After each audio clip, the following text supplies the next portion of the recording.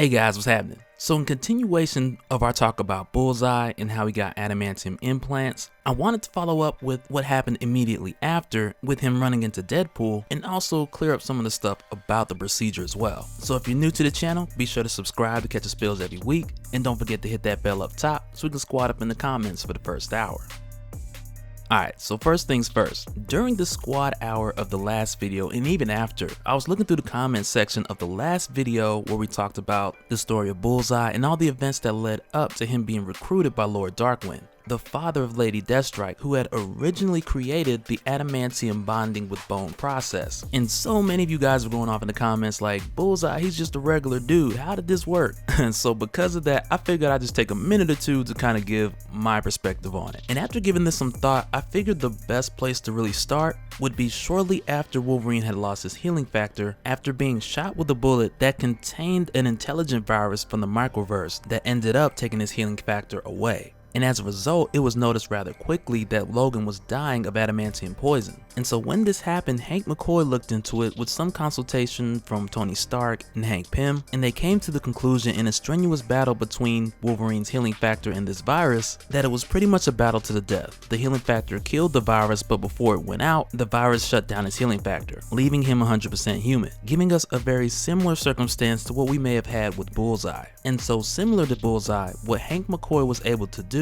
was create a solution to counteract the adamantium poison, allowing Wolverine to continue without his healing factor but still with adamantium laced in his bones. And this counteractive solution reminds me very much of the herbal treatment that Lord Darkwind had to give the Bullseye in order to make the procedure work, because prior to Bullseye's adamantium implants, he was just a regular human, but in addition he did need a serum of sorts to allow his body to undergo the procedure. And from what we know in Daredevil Volume 1, there was a trial period of like 1 week, and if the subject didn't recover within that week, then ultimately they did not survive the procedure, which of course wasn't the case with Bullseye, whose spine was shattered after his fight with Daredevil, and prior to the procedure, he had lost the use of his arms and his legs. But after being given the herbal treatment that would prevent his body from rejecting the adamantium, he was able to undergo the process and then make his way to full recovery. So it's not like Bullseye could just take the adamantium enhancements and just go on about his way. A serum was needed for him to take first, and then he underwent the procedure, which also included, like we talked about in the previous video, a prayer or ritual to the Kami gods, almost as if the survivors of this process were being chosen by a higher power.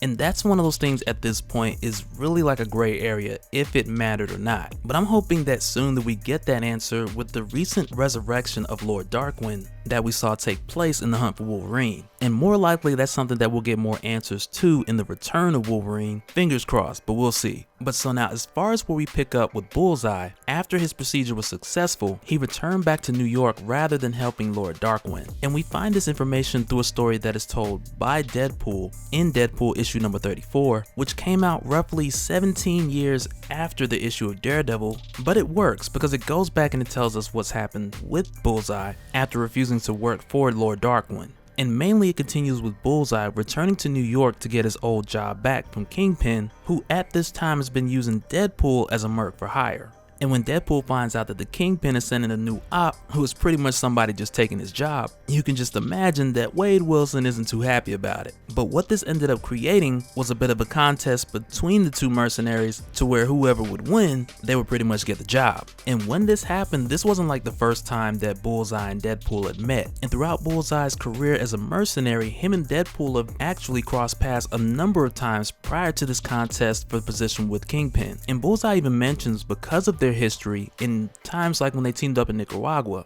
Bullseye mentioned or he describes Deadpool's style of fighting or his tactics to be a bit predictable. And in his perspective, this flaw, if you will, is something that he used against Deadpool in order to get the upper hand in the fight. And for him, he had believed he had Deadpool down to a science, like from when he transports, using his transporter device, almost like he knows what move Deadpool's going to do before he does it. And using that strategy to time his attacks, so that way he would know exactly when and where to aim. And this method was pretty effective. But I can't help but think, had he never met Deadpool before, and their first encounter was them versus each other. This entire narrative would have been a whole nother story, still narrated by Deadpool, of a time he killed a guy named Bullseye. But when it came down to it, and Bullseye was about to strike the winning blow, not necessarily killing Deadpool, but just ensuring his win and getting his job back, Bullseye's plan of shooting Deadpool with a poisonous paperclip literally backfired, and it backfired in his neck.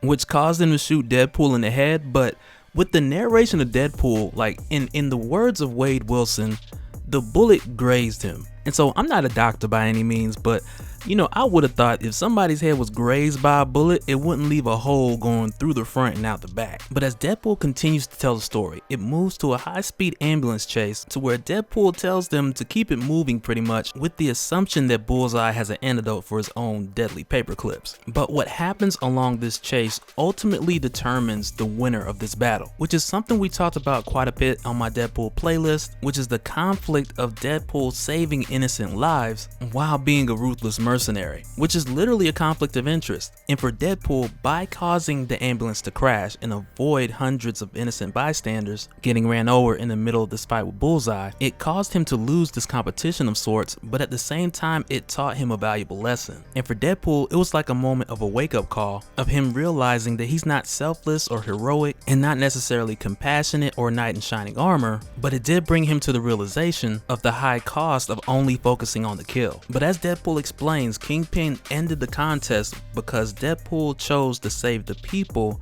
rather than kill Bullseye, which as a result caused Bullseye to continue to work for Kingpin, ending Deadpool's run as the mercenary for Kingpin Wilson Fisk, giving Bullseye the win that could have went very much differently under different circumstances. And I gotta admit, with these two, just going back to their team up in Nicaragua, like even then Bullseye admits that he didn't like Deadpool, and much of their conversation kind of looked like Chris Paul talking to Rondo with all the spit talking and the finger pointing.